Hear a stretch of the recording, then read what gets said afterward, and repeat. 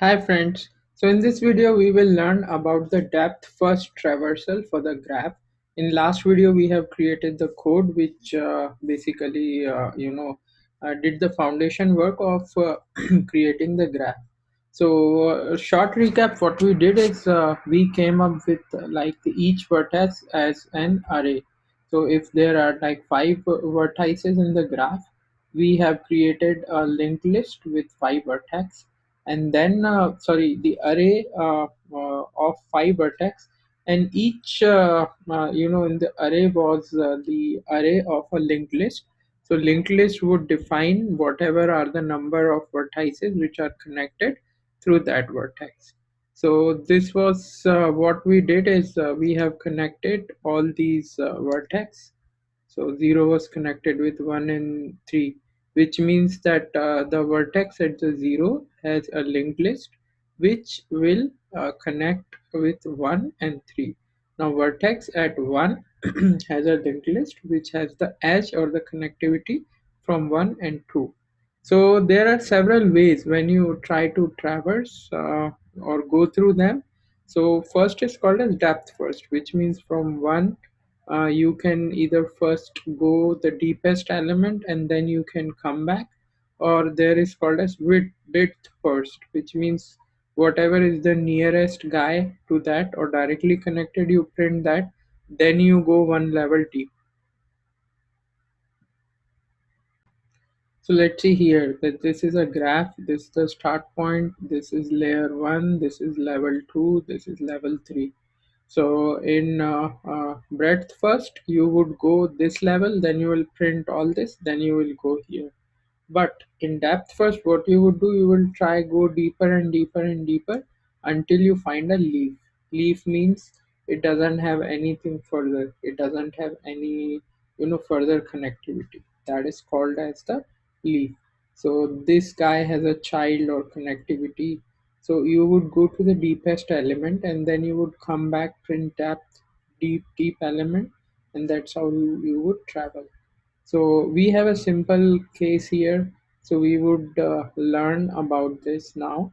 So we are going to type the code which will help us to go deeper first. So we are going to use recursion for this. So I've created it, and now I have to Mm, so there are two things. So from which point you want to start, right?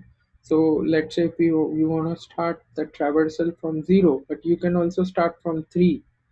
For example, these are all cities which are connected. So if you are at 0 is for San Francisco. So how can you go? Which are the flights which are connecting?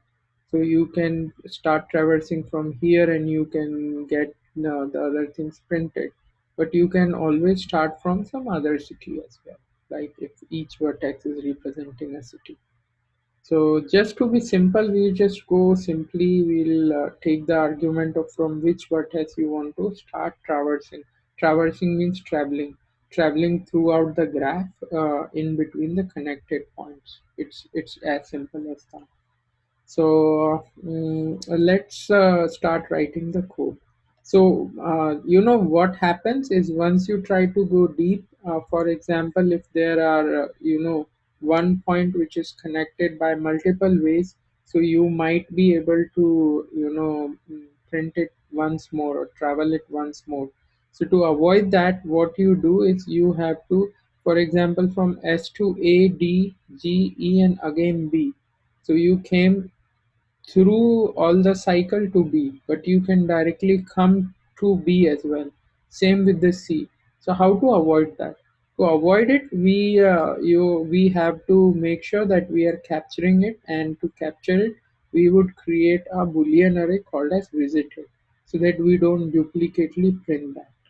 So for that, the visited array would be used. So I'll make a array of boolean and I would call it as visited. So I have this boolean array, and this would be of the same size of whatever vertices I have. And then I would say I have dfsr means recursive, and then inside this recursive I would pass two arguments. First would be the vertex, and second would be this Boolean array. So we would call it as whatever vertex we want to, you know, visit. So as soon as our code jumps in here or comes here, so we would first figure out what are the adjacency, available for this guy. So we'll first figure that out. So we would do this dot and then uh, adjacency vertex, and then we would take everything whatever belongs to this guy. We Right now, before doing that, first we need to figure out if this particular uh, node, so each node, let's say if this is the 0th node or second node, so second node would, in the Boolean array, that would represent the second here. So we would say if this node is not visited, if this node is not visited, then we would mark it as visited. So how would we do that? We would say visited of, actually it should be true, like dynamically. I just gave example of true, but whatever the vertex we get from here. So understand it this way. For example, you have V as a vertex, and there are three vertex. For example, V0 is connected with V1 and V3. So you just need to make sure that you travel through all of those, but you don't connect, like you don't duplicate the effort. So let's try to get into. mm, let's try to get into this.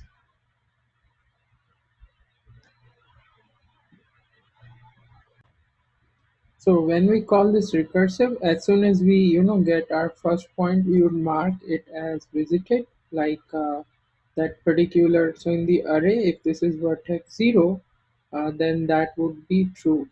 That would be marked as true. Now second thing is we will pick the integer value of its adjacent vertex, and then we would get the all adjacent vertices related to this point. Once we have that, we would check if it was visited before. We would not, redo it, so that we can avoid duplications. So we would do that. If this is visited, you just ignore it. If it's not visited, then you would call this loop again, and then you would pass this adjacent vertex with the uh, basically your boolean array, which says if this is visited or not. So this would run in loop, and each time when this guy would run, it would make sure that this thing is there. So let me tell you, like, both ways. First we'll do it the correct way, then I'll show you if we do not maintain our the boolean, how would it impact. uh, so you would get here vertex printed in the depth first manner as soon as we run this. So let me just run this one more time, and there you go. So if you will see your graph, this is your point.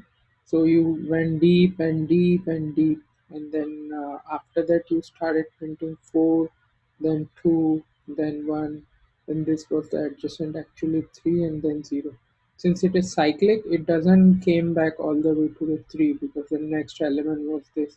So it came till here, like till the depth of it. Then first is it printed all the depth deep elements, then it printed the adjacent element, and lastly it printed itself.